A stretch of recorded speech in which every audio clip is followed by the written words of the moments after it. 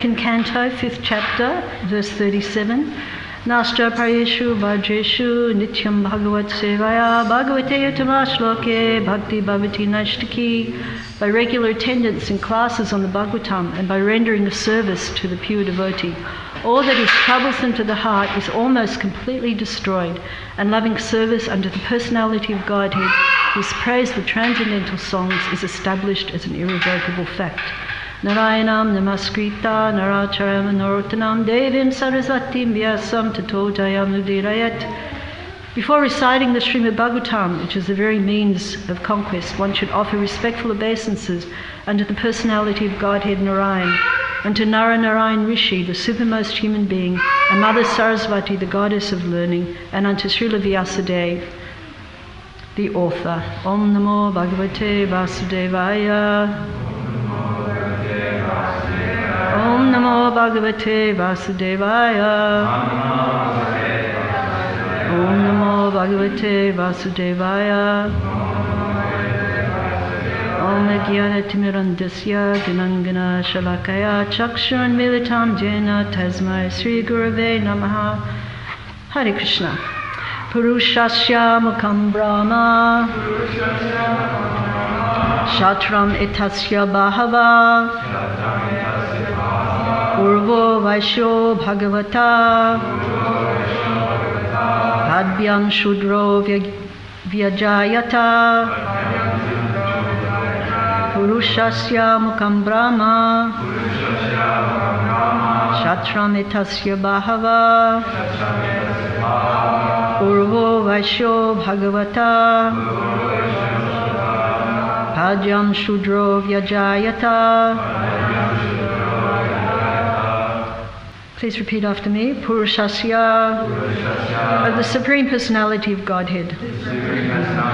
Mukham, mouth. Brahma is the Brahmanas. Shatram, the royal order. Etasya, of him. Bahavaha, the arms.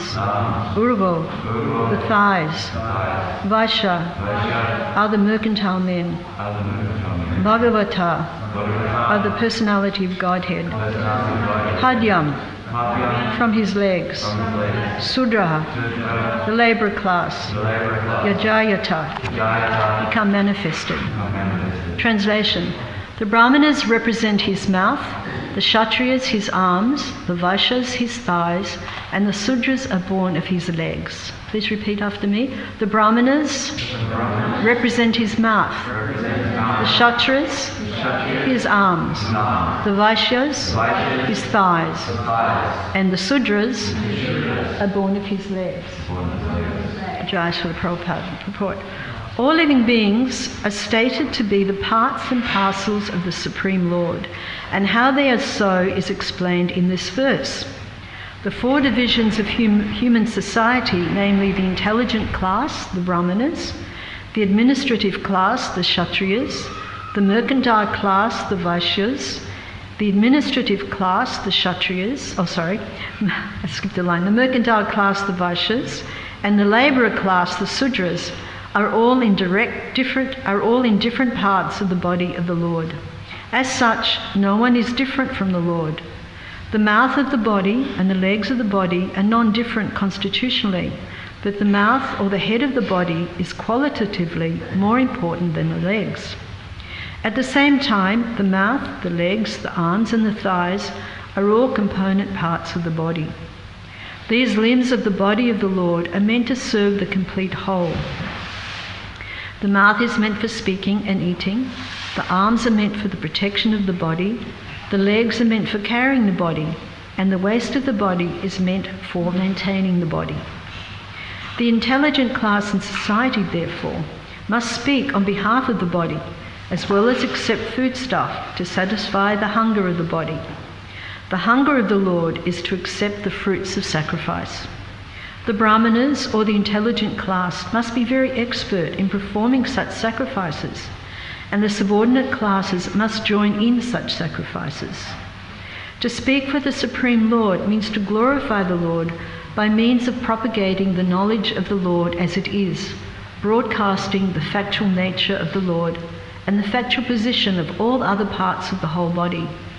The Brahmanas, therefore, are required to know the Vedas, or the ultimate source of knowledge. Veda means knowledge, and Anta means the end of it. According to Bhagavad Gita, the Lord is the source of everything, Aham Sarvasya Prabhava. And thus the end of all knowledge, Vedanta, is to know the Lord, to know our relationship with Him, and to act according to that relationship only. The parts of the body are related to the body. Similarly, the human being must know his relationship with the Lord. The human life is especially meant for this purpose, namely to know the factual relationship of every living being with the Supreme Lord. Without knowing this relationship, the human life is spoiled. The intelligent class of men, the Brahmanas, are therefore especially responsible for broadcasting this knowledge of our relationship with the Lord and leading the general mass of people to the right path. The administrative class is meant for protecting the living beings so that they can serve this purpose. The mercantile class is meant for producing food grains and distributing them to the complete human society so that the whole population is given a chance to live comfortably and discharge the duties of human life. The mercantile class is also required to give protection to the cows in order to get sufficient milk and milk products, which alone can give the proper health and intelligence to maintain a civilization perfectly meant for knowledge of the absolute, of the ultimate truth. And the labourer class, who are neither intelligent nor powerful, can help by physical services to the other higher classes and thus be benefited by their cooperation. Therefore, the universe is a complete unit in relationship with the Lord, and without this relationship with the Lord, the whole human society is disturbed and is without any peace and prosperity. This is confirmed in the Vedas. Brahmanos yamukam masid maha rajanya krita.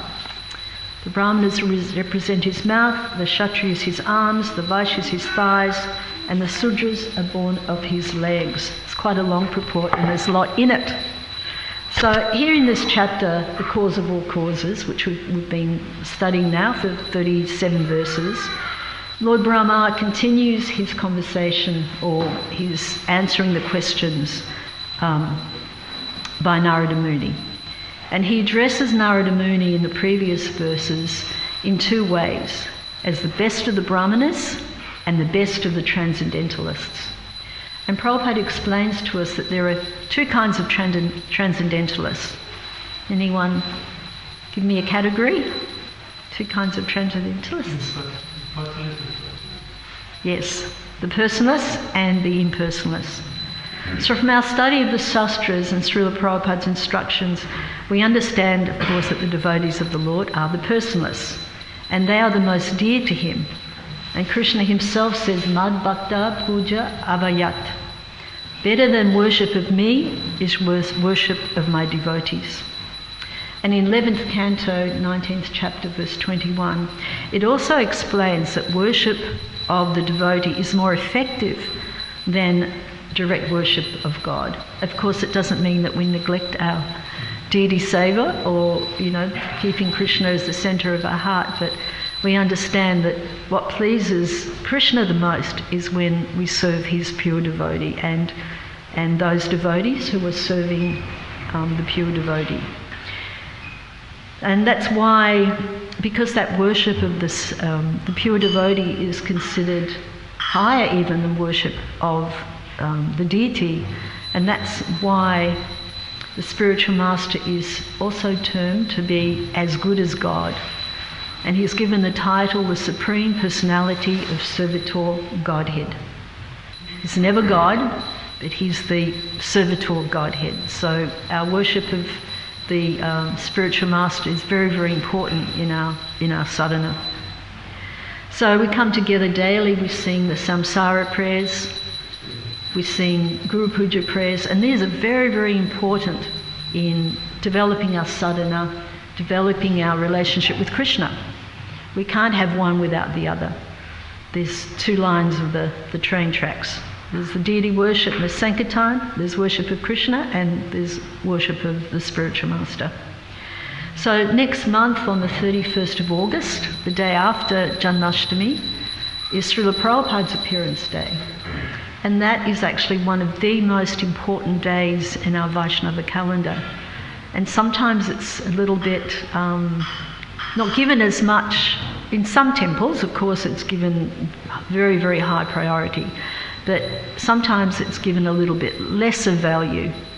But one should understand that without celebrating Vyasa Puja, Srila Prabhupada's Vyasa Puja, with as much devotion and enthusiasm as we celebrate Janmashtami or Radhastami or Balaram's appearance day, then we're not fulfilling our duty, which, as Krishna says, worship of my devotee is greater than worship of me. So it's very important that we honour Srila Prabhupada's Vyasa Puja.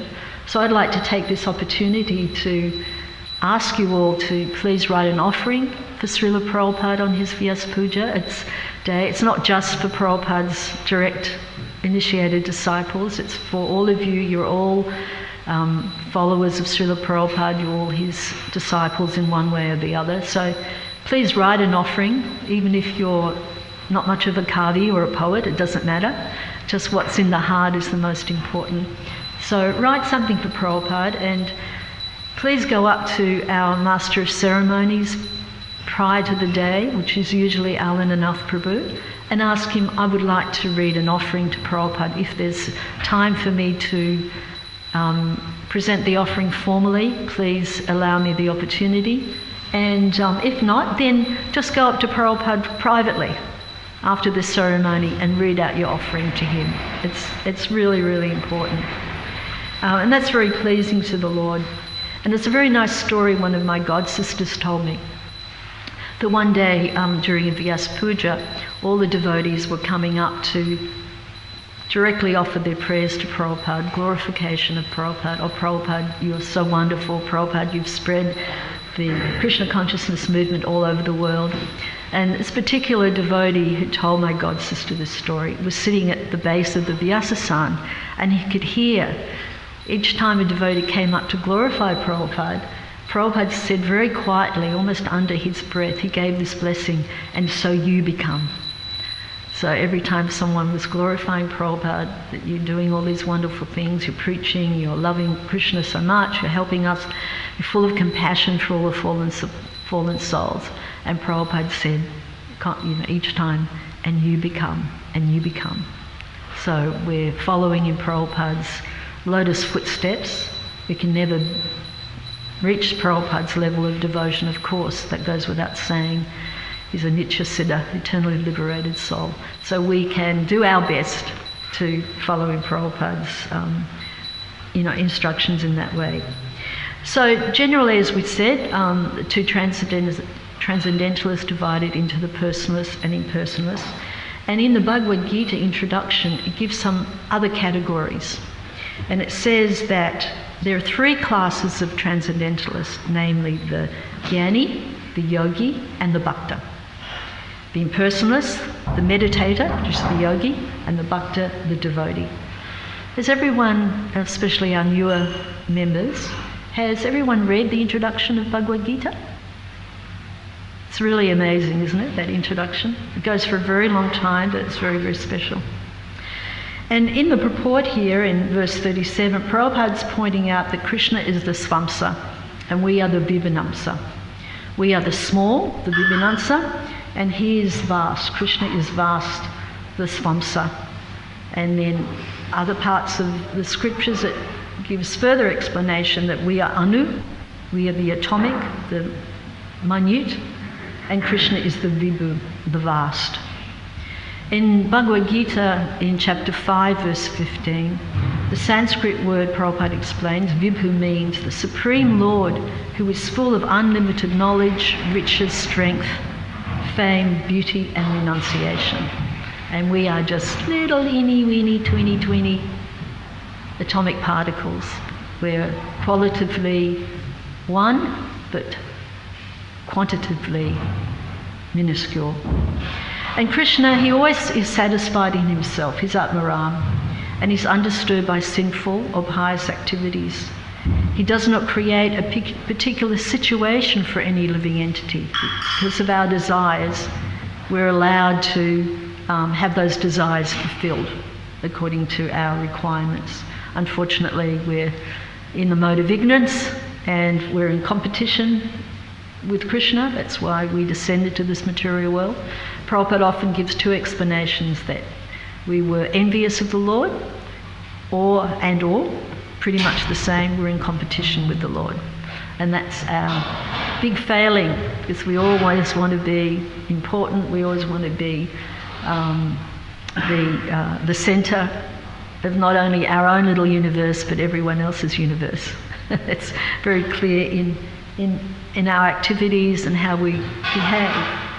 That the pure devotees, and we follow in the footsteps of the Shai Gosai, the six Goswamis, is they had such deep, genuine humility, and I find that really so, and I meditate on it a lot, that even though they had all the most wonderful, superlative qualities of being pure devotees of the Lord, and Lord Chaitanya entrusted them with, unearthing the holy places, holy tirthas in Vrindavan. He told them to write so many books, and Srila Prabhupada's translating many of them. But their humility was so genuine.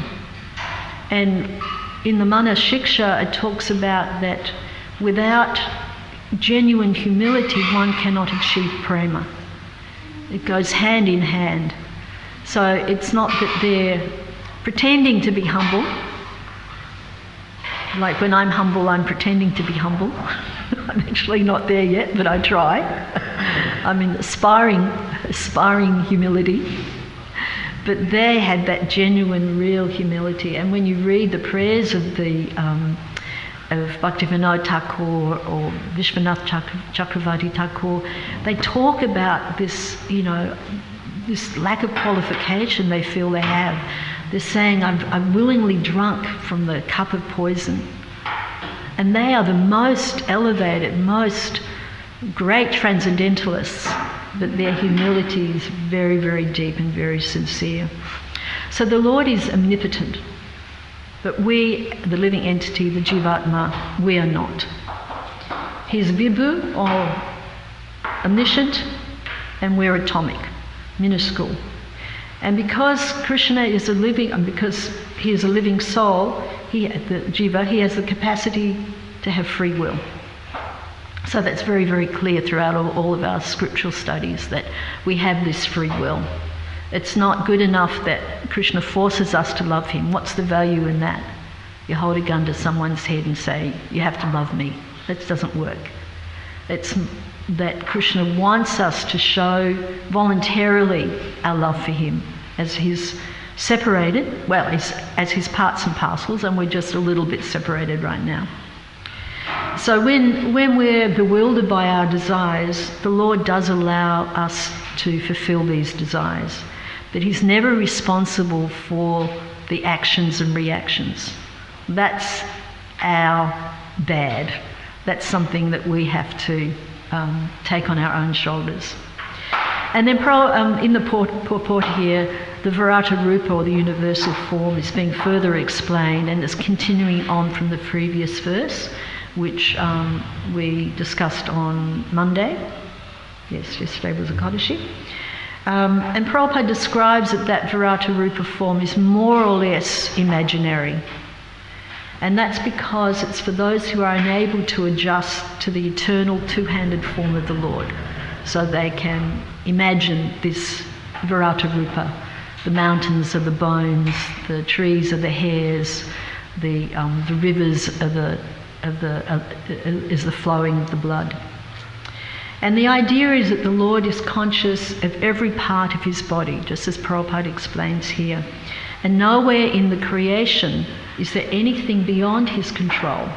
He controls everything. And as it says, even in the Bible, I think, not a blade of grass moves without his knowledge. And Prabhupada goes on to explain about the 4 different divisions of society. And it's very important as we're reading that purport. It's quite a long purport, but what comes across to me is that synergy, that it's synchronistic. The Brahmanas, the Kshatriyas, the Vaishyas, the Sudras, they're all working in synergy with each other. It's not that one has value without the other.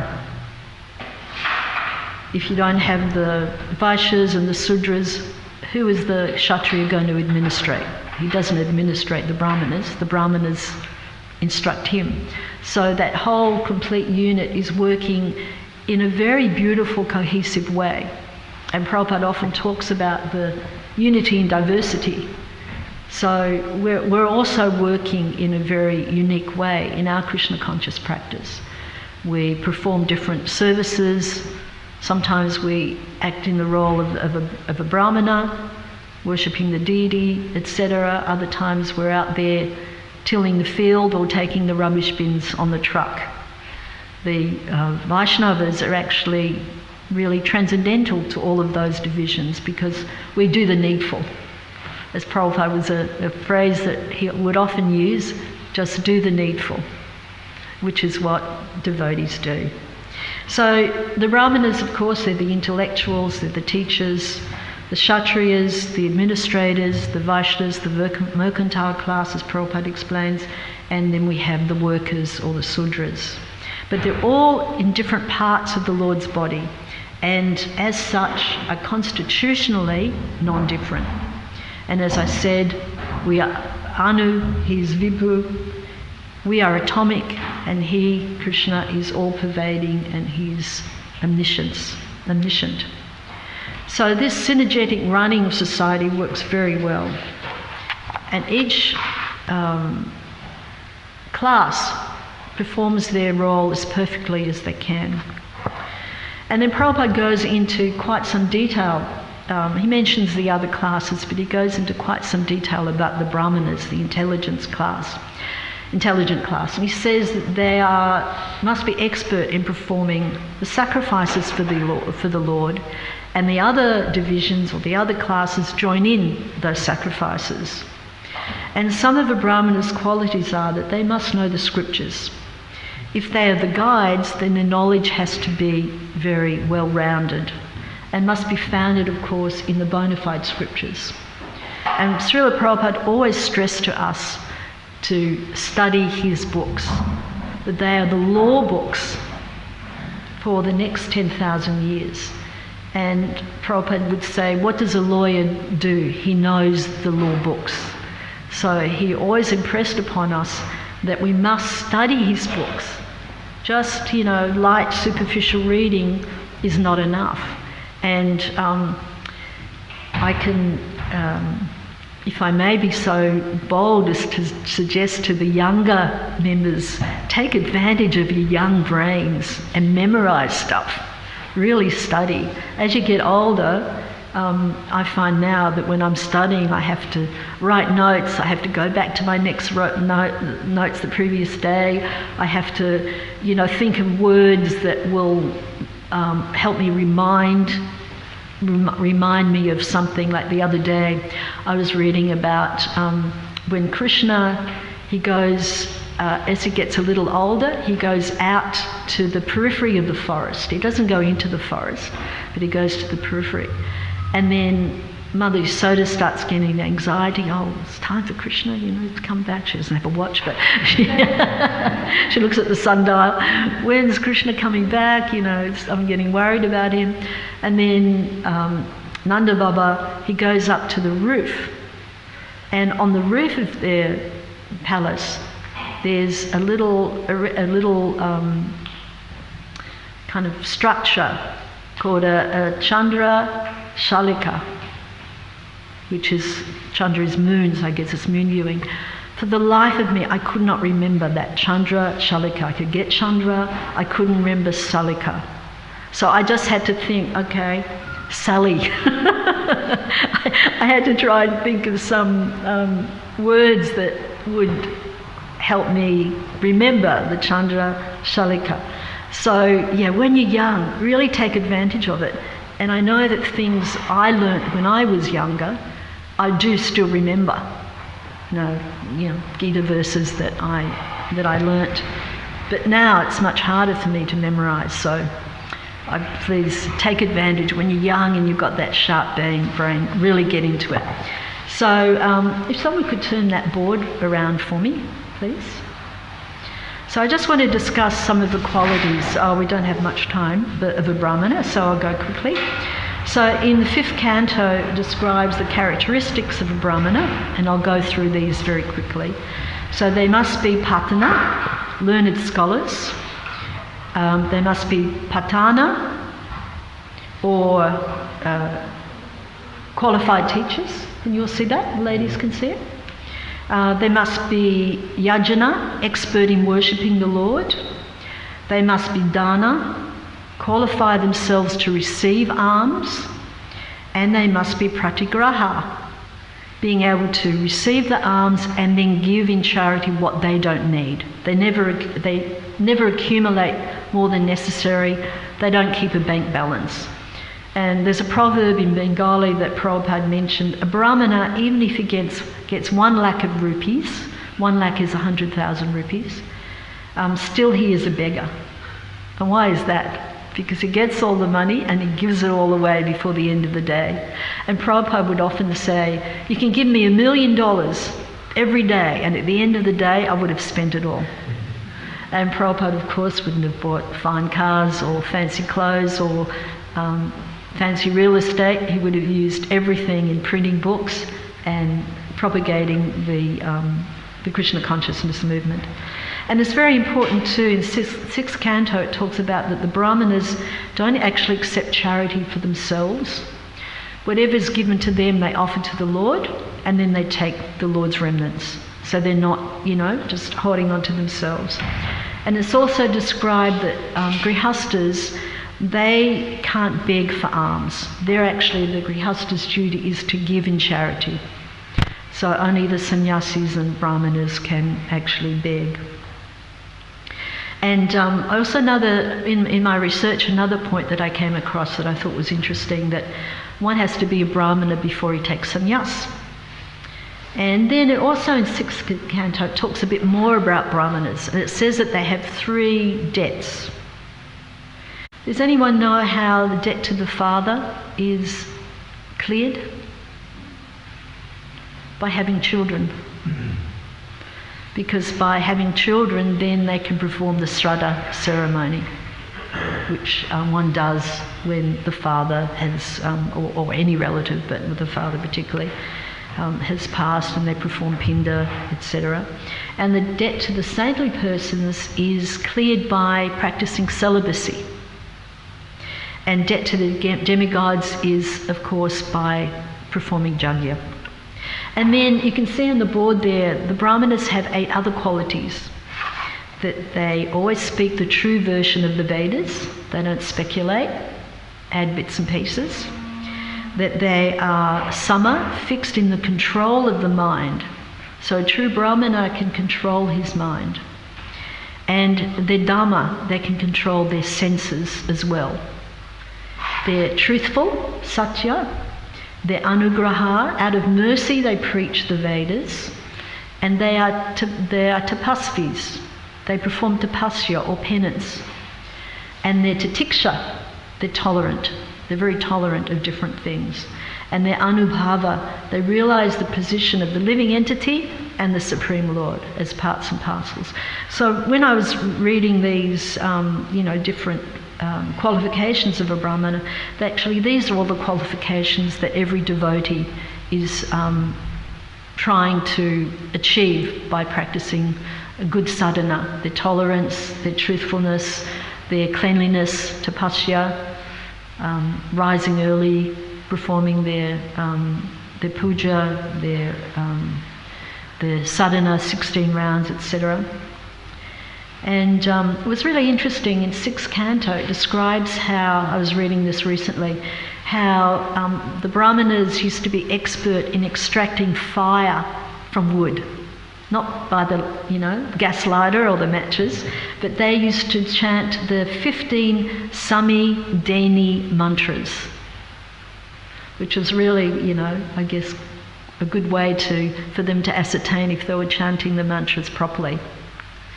And of course, in present day, I have never seen any Brahmana being able to do that. Maybe there's some in India, but there are some really wonderful things that one does see. For example, when Pearlpad first took the devotees to the Kumbh Mela in Allahabad, which is a very spectacular festival that occurs generally every 12 years, the Maha Kumbh Mela.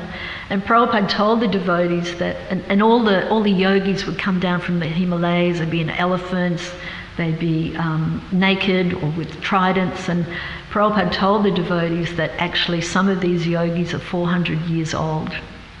They have, by control of pranayama, and Prabhupada said that, so they're things that we don't really know about.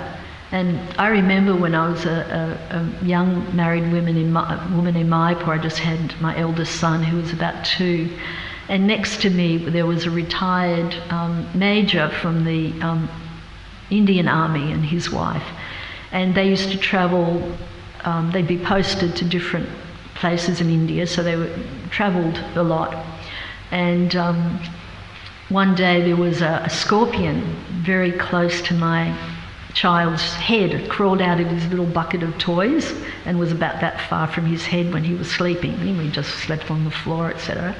And I was telling the major, I said this, scorpion, and he said, I know the mantra for curing scorpion bite.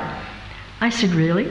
He said, yes. He said, one tantric taught me this mantra. And he said, I was staying in a remote outpost once, and the scorpions in the field were that big. And I saw this labourer being carried out from the field by a couple of his associates, his friends, and he was blue. He was poisoned so badly he was blue. And because I knew this mantra, I chanted it and cured him. So I said, Major, you have to teach me this mantra, because I was afraid that if my son got bitten by a scorpion, then I would be able to cure him. He said, no, I can't teach you that. He said, because if I teach you, that means you have to go anywhere at any time when you're called. And if you don't, then it will come back on you. And he said, as a young married woman with a young child, you can't do that. So he never taught me. But there's all these very interesting things that, one comes across. I knew a tantric in Mayapur who could find out who stole money, which I used her a couple of times. She was my cleaning lady. She was a good tantric, not a black tantric, and she could find out who stole some rupees from my house very easily. But we shouldn't be bewildered by these amazing tales. But there are some kind of wonderful things, like Jayapataka Maharaj. He describes that before when he first joined the temple, he could see auras, and he describes what Prabhupada's aura was like. And then the temple president was quite impressed at, wow, Bhakta Jai can see auras. And he went to Prabhupada and said, Bhakta Jai can see auras. And Prabhupada said, tell him not to worry, that'll go away. So all of these things, they're not so important for the devotee. But what is so fortunate, that by serving the pure devotee, by engaging in the 9 processes of devotional service, by attending Srimad Bhagavatam class, by executing strict sadhana, we are elevated to the devotee category and can achieve the greatest perfection, pure devotion to the personality of Godhead. Now, I have another 2 pages, but we've run out of time. But I just want to read to you this letter that, just touching very briefly on the other classes. So Prabhupada's talking about the importance of protection of cows and the importance of milk products. So I'm really sorry for all the vegans who are listening, but Prabhupada very clearly states here that milk and milk products alone can give the proper health and intelligence to maintain a civilization perfectly meant for the knowledge of the absolute truth. But we're very fortunate here. We can have ahimsa milk and ahimsa milk products. Krishna is very kind to us. And Prabhupada also said that milk must be drunk hot, very hot. And the drinking of the hot milk will actually create the spiritual brain cells, will activate the spiritual brain cells. So unless you have some, allergy to milk, do have your cup of very hot milk a day. And in a letter to Yasomati Nandana, Bhavi's father, in November 1976, Pearlpad wrote, he was in, I think, Ahmedabad, "Where there is agriculture, there must be cows. That is our mission. Cow protection and agriculture, and if there is excess, trade. This is a no-profit scheme. For the agriculture, we want to produce our own food, and we want to keep cows for our own milk. The whole idea is that we are ISKCON, a community to be independent from outside help." And in a 1975 letter to Madhavisa Swami, Prabhupada wrote, "Try to get some nice farm." And I think Prabhupada was talking about New Govardhana. "Try to get some nice farm. That will be very good. If we can produce milk products and grain, there will be grand success." So we've got the milk being produced and the milk products, we've got the vegetables. I don't know if we have grain being produced on the farm yet, but maybe that's something that we could look to do, wheat and rice. And then Prabhupada concludes that the labouring class helps all of the other classes with their physical service. So this unity in diversity creates that holistic unit, as I mentioned. And without a relationship with the Lord, then all we've got is misery, suffering, and disturbances. So thank you very much for patiently listening. Glories to Srila Prabhupada. If there are any questions relating to this verse or comments, feedback, please let me know.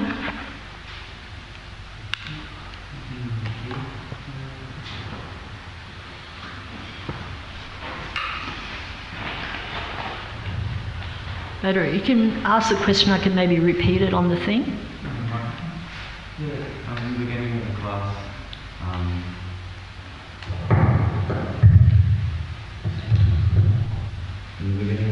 he spoke about how the whole social body works together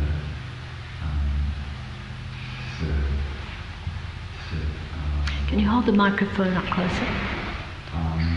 I was wondering, what's the first sign, what's the immediate sign that the system of society has been disconnected or diverted from God?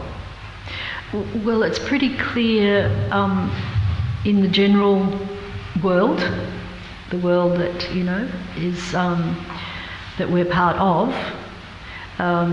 It's pretty clear that there's a huge diversion from putting God in the centre. Of course, there are pockets of religious people or saintly people, not necessarily ISKCON per se, but there's some very focused religious institutions that are trying to develop their love for God. But because they don't have a deeper understanding, sometimes confusion reigns. But it's pretty clear there's unhappiness, there's people fighting over toilet paper, as it was in the beginning of the pandemic. I was in Mayapur and I'd check in the news and Australia doesn't have any more toilet paper in the roads and people are fighting over the toilet paper. It's like, man, why don't they just use water?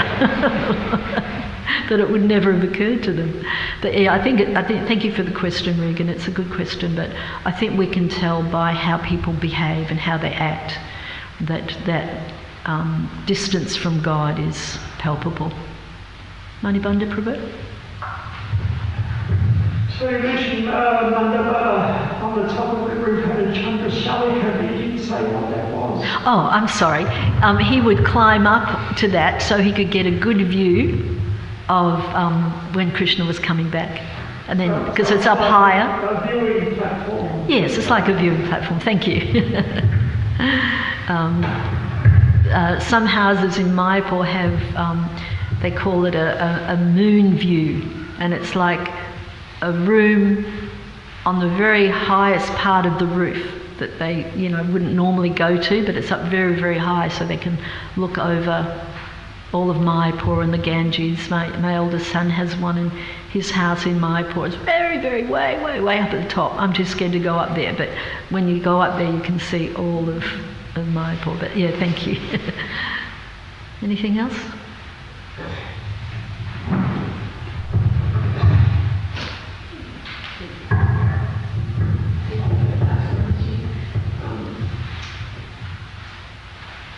It's a silly question actually, but I heard that Prabhupada knew that the dairy milk in America at the time had fish oil in it, vitamin D substitutes, which were made of fish oil, and he said drink it because that's all that was available. Do you know anything about I have heard that story also, but I can't verify it. I can't verify it. I know that Prabhupada told us to just drink milk, like non-himsa milk, because there wasn't anything else available, and milk was such a critical part of developing our spiritual brain cells and for good health. But I can't verify that particular story. We'd have to... So he did encourage drinking milk even if we couldn't get it from our own cows? Yes, he did, because we offer it to Krishna. That's the key point, is that we offer the milk to Krishna. By offering that milk to Krishna, the cows who have given that milk are also benefited, and then we are also benefited. But while we have ahimsa milk available, then obviously that's the best choice.